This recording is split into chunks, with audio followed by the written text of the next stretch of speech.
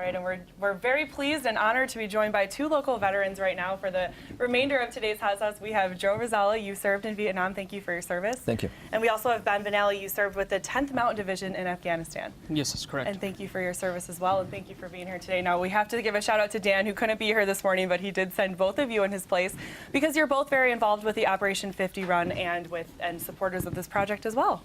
That's right. Thank you, Dan. Thank you. You'll understand. Good morning, Dan.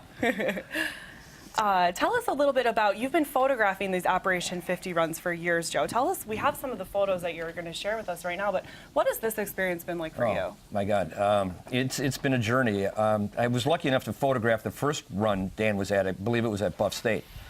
And it was a one-man army. He was a force just trying to raise awareness for what we're trying to do. And the monument is extremely important. I feel it particularly because I'm a Vietnam veteran, and I know what the wall did for me. It's a point of healing. And when it's up, I think the families and the veterans themselves will have a place to go that's safe, where they can actually begin the healing process. And we were talking before, you see Dan running these a couple of races that you photographed him in before. What is the significance of the 50 pounds? Tell our viewers. It started out originally for 1 pound for every name on the rucksack, and then it grew. With every name that was added, Dan carried another pound and another pound and another pound.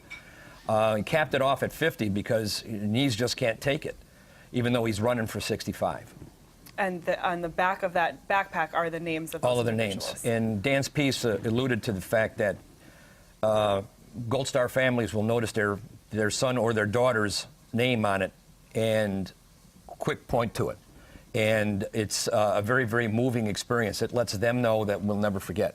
And Ben, as someone who has been in Afghanistan, has served in these wars, and now you're back here in Western New York, back home, what does it mean for you to see the community really rally around this project? There's been so much support in recent weeks. Well, I think it's, excuse me, it's interesting because I spoke to Joe about this, that I'm not from this area in terms of, I'm actually from Utah, and I just happened to be misplaced and came to this so not area. Originally, but it's an adopted home. Yeah, but I was telling Joe earlier that it doesn't really matter because I've been supporting this cause because it's just about soldiers and anyone who's ever been in that, that situation where, I guess, I don't know how to explain it, but the point being is like, it's, if I can take like, 20 minutes out of my busy life to go and run and support this thing, I can do that. I have no problem with that because, I'm alive, I'm here, and, so I guess that would be the the point, I guess. And the goal is to have the memorial up and dedicated on Memorial Day 2014.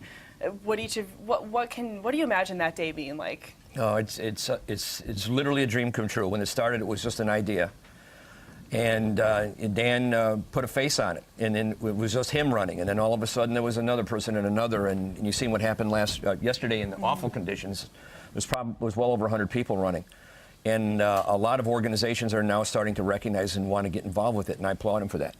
And when each of you was serving, did you ever think about, when I get home, I'm going to do this to help, or I'm going to do this to help? Is this the kind of thing that you think about, or that you have goals to do, or what is that like? No, you don't think of that at all. You're just trying to, you go from one day to the next, and then you just to get home. And then transition and adjustment is a huge issue for a lot of guys coming, returning. And we know that a good portion of the kids are not coming all the way home. This is an effort that helps them come all the way home. And if people would like to learn more, they can go to www.WNYAIM.org to help get involved in this Iraq-Afghanistan Memorial Project. We're excited to see it through. Thank you, gentlemen, so much for being here today, for sharing your stories, and most of all for your service. We really appreciate you serving our country. Thank you. All right, it's time now to head back out to Emily Lenihan for her next.com check. Hi, Em.